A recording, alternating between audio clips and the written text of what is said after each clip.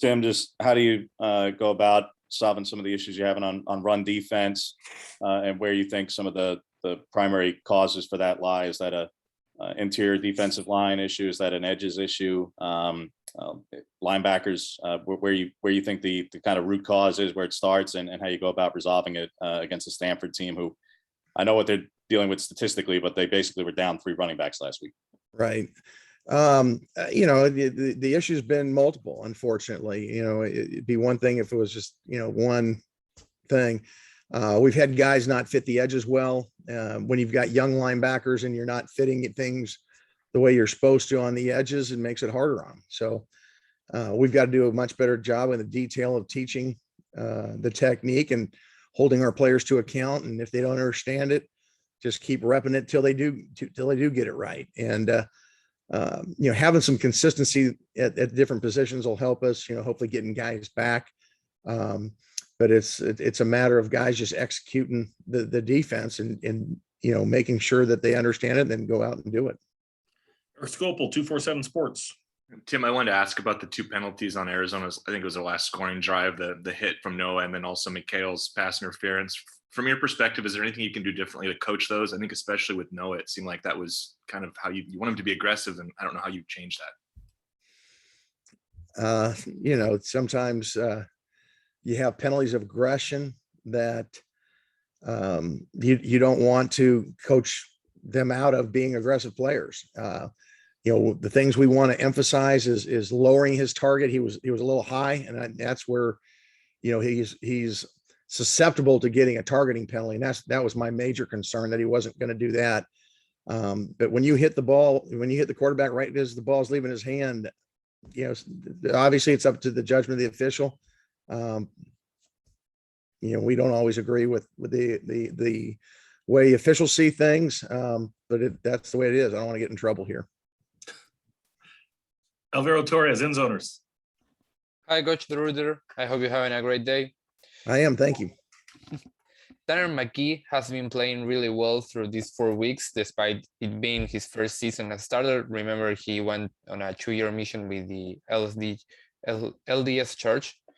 And besides these 4 games, there is not much tape available on him. How does this affect your preparation for the game? Well, I remember him out of Corona Centennial High School a few years ago, and he's a 5-star kid who's very, very talented. Yes, he did go on a mission. To me, I think guys that do that and come back with a different level of maturity. May have lost some time playing football, but it doesn't appear to be that way. You look at him, he looks like he's very poised.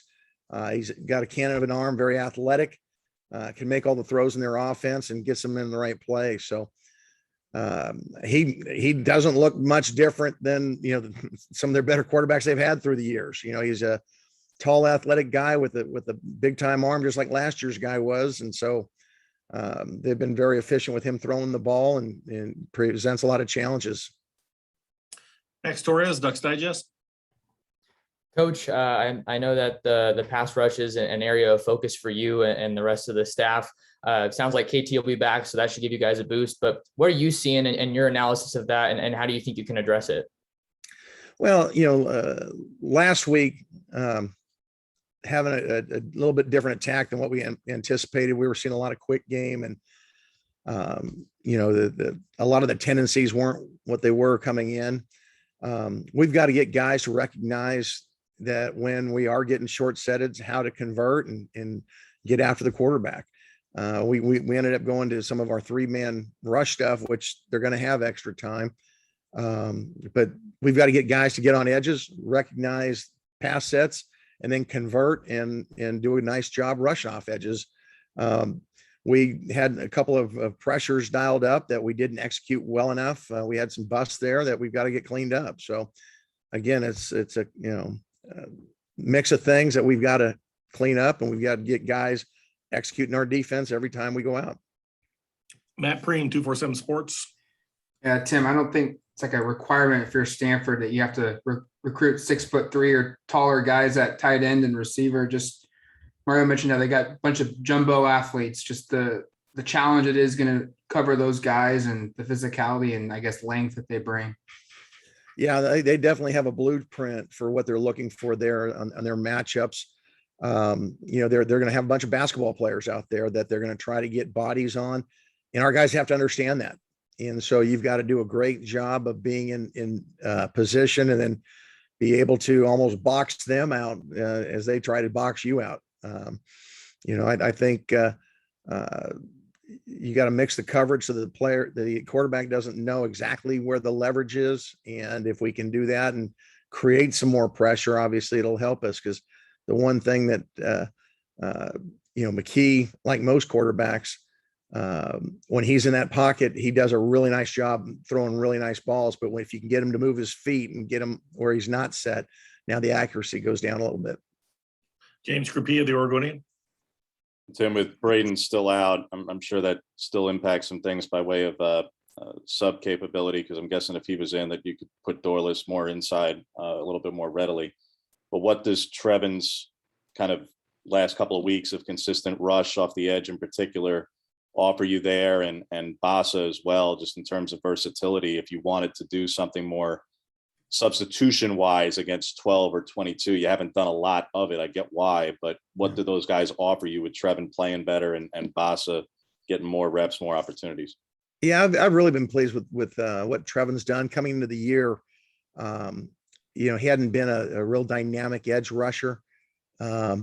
He'd shown glimpses of it and had been really good on first and second down. But the last couple of weeks he's been getting better, and so he's a guy that hopefully we can continue to develop that, because we need, with Braden being down and KT being dinged up a little, now getting Mace back, probably a little bit more reps than what he was able to play last week should help there. And then obviously having DJ in the mix, we got to continue to develop him.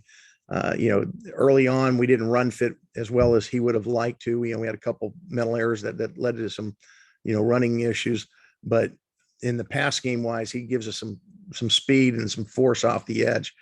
As far as Jeff, he's developing as well, and we've got some inside linebacker pressures, and I think he's the kind of guy, because he's got some burst to him and some bend, being able to bring either Noah or him or both of them can help us.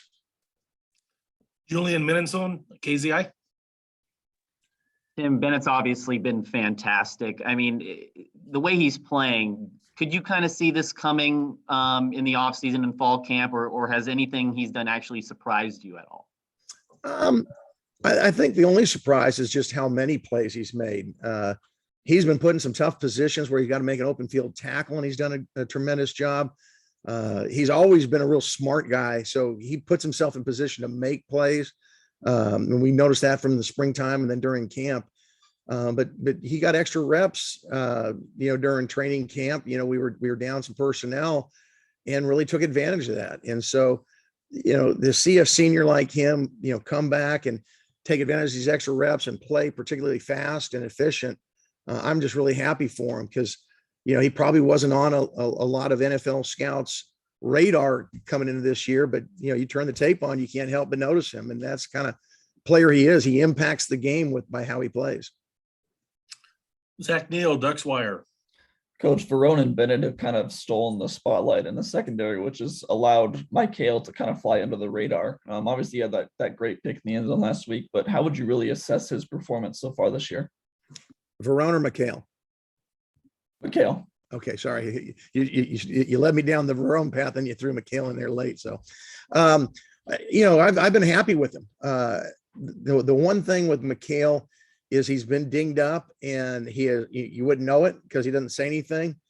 He's really, really quiet that way, but he just shows up with his lunch pail and he goes about his business.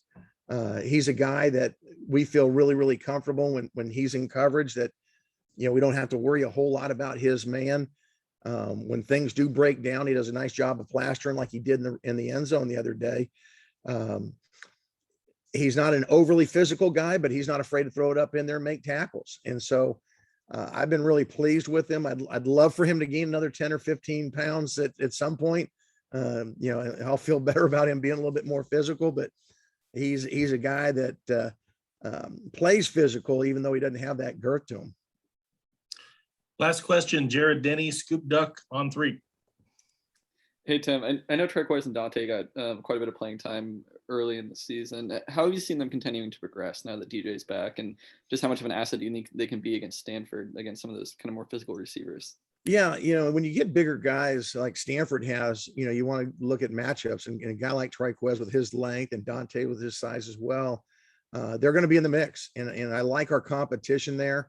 With the 4 of those guys being able to rotate in, keep guys fresh, and throw different matchups at these guys. So we need all of them to have a great week of practice this week, have them understand the past concepts that Stanford's going to try to have them understand some of our disguises, and so that we can hopefully have them a little hesitant in what they're trying to do, and then obviously on Saturday got to go out and execute. So we anticipate all 4 of those guys playing, and whoever the hot hand is will have those guys keep matching up.